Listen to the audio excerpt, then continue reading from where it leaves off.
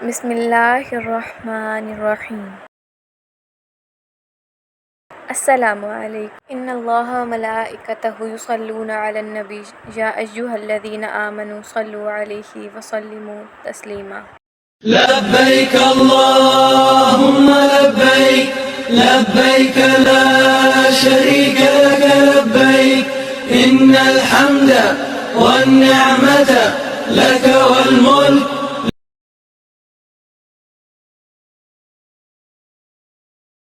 میدان عرفات میں حضور اکرم صلی اللہ علیہ وآلہ وسلم نے 9 ذی الحجہ 10 ہجری 7 مارچ 632 عیسوی کو آخری خطبہ حج دیا۔ آئیے اس خطبے کے اہم نکات کو دہرا لیں۔ نمبر 1، اے لوگوں سنو، مجھے نہیں لگتا کہ اگلے سال میں تمہارے درمیان موجود ہوں گا۔ میری باتوں کو بہت غور سے سنو اور ان کو ان لوگوں تک پہنچاؤ جو یہاں نہیں پہنچ سکے۔ نمبر 2، اے لوگوں، جس طرح یہ آج کا دن، یہ مہینہ اور یہ جگہ عزت و حرمت والے ہیں، بالکل اسی طرح دوسرے مسلمانوں کی زندگی، عزت اور مال حرمت والے ہیں، تم اس کو چھیڑ نہیں سکتے۔ نمبر 3، لوگوں کے مال اور امانتیں ان کو واپس کرو۔ نمبر 4، کسی کو تنگ نہ کرو، کسی کا نقصان نہ کرو تاکہ تم بھی محفوظ رہو۔ یاد رکھو تم نے اللہ سے ملنا ہے اور اللہ تم سے تمہارے اعمال کی بابت سوال کرے گا۔ اللہ نے سود کو ختم کر دیا، اس لیے آج سے سارا سود ختم کر دو، یعنی معاف کر دو۔ تم عورتوں پر حق رکھتے ہو اور وہ تم پر حق رکھتی ہیں۔ جب وہ اپنے حقوق پورے کر رہی ہیں تو تم ان کی ساری ذمہ داریاں پوری کرو۔